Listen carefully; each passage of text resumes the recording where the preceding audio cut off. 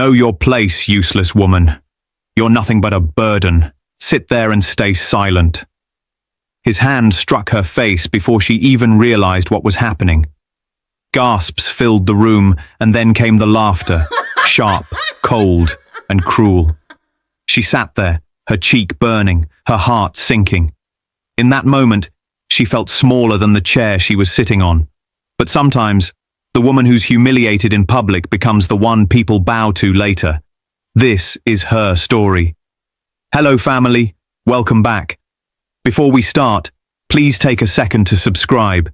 Your support helps us share stories that give hope to those who've been broken or silenced. Now, let's begin. The night was bright and glamorous. Golden chandeliers sparkled above the ballroom, glasses clinked, and laughter floated through the air. Men in suits spoke loudly about success, while their wives stood beside them like polished ornaments. Isabella Grant stood quietly next to her husband, Marcus Hale, a man everyone admired. To the world, he was charming. To her, he was a storm she could never escape.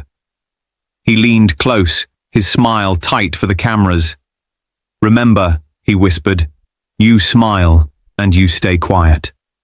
Don't embarrass me tonight." She nodded softly. "Of course." Later that night, as everyone gathered around the long dinner table, Marcus stood to give his speech. His voice was confident, proud. He spoke about power, leadership, control, words he loved more than people. The audience cheered, glasses rose, and he soaked it in like a king among men. When he sat down, one of the older investors smiled kindly and asked, "And what does your wife think, Marcus? Surely she's proud." All eyes turned to Isabella. She hesitated, then said softly, "I am proud. Marcus has worked hard, but maybe the company should also think about its employees. People are the real strength, and without them," the sound came before the pain, a slap that echoed through the room. Her head snapped to the side, her cheek burned. Marcus's voice cut through the silence. "Know your place, woman. You're nothing but a burden. Sit there and be quiet." He turned to the crowd, pretending to laugh. "Forgive her. She doesn't understand." Business people shifted uncomfortably. Some laughed nervously, others looked away. Across the table, his colleague Victoria Lewis leaned forward with fake sympathy. "Oh, Isabella, don't take it to heart. Marcus is just under a lot of pressure." But behind the fake smile in Victoria's eyes, there was something else. Satisfaction. Dinner went on like nothing had happened.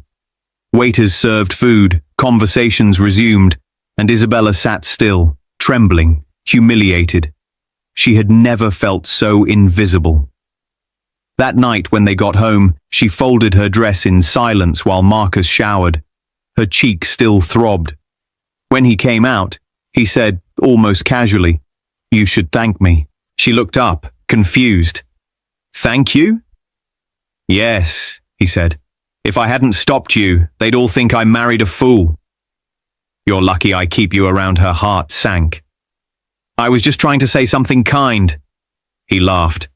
"Kindness doesn't build empires, Isabella. Power does. And I have it, not you." Later that night, she heard him downstairs, laughing on the phone. The voice on the other end was unmistakable. Victoria's. "You should have seen her face," Marcus said. "That slap will keep her quiet." Victoria's voice purred. "She's no competition, Marcus. Everyone knows she doesn't belong, but we look powerful together." Tears filled Isabella's eyes. The man she once loved had turned her life into a show of mockery. Soon, gossip spread through their social circle. People whispered that she was unstable, jealous, fragile. Marcus leaned into the lie, painting himself as a saint. "She's emotional," he'd tell people. "Thank God for Victoria. She's been my rock." Then one morning, Isabella's bank card was declined. Her account was empty. When she confronted him, he didn't even look up from his papers. "I closed it. You don't need money. Everything you have comes from me." Marcus, she said, her voice shaking. I helped you start that company. Enough, he snapped. You! You're nothing. I built it all. You just got lucky being my wife. That night she lay awake beside him, staring into the dark. And for the first time she knew. She was sleeping beside a stranger. Days later, she discovered the truth.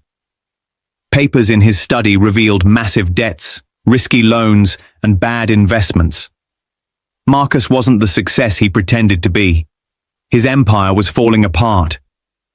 When he caught her reading the documents, he screamed, "You're a mistake I can't get rid of yet, but soon I will." She ran from the room in tears. But somewhere inside her, something hard and quiet began to grow. She wasn't broken anymore. She was planning. Weeks later, she sat alone in a cafe, lost in thought, when a gentle voice said her name. Isabella. She looked up, and there stood Professor Bennett, her old mentor from business school. He smiled warmly. It's been years. You look different. Are you happy? Her voice cracked. I don't even know who I am anymore. He studied her face. You were one of the brightest students I ever had. Don't let one man's cruelty erase who you are. Come work with me. Start over. 2 weeks later, Isabella walked into Bennett and Company, a rival firm.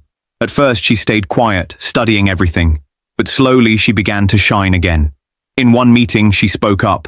If we focus on employee loyalty instead of flashy campaigns, we'll save money and build stability.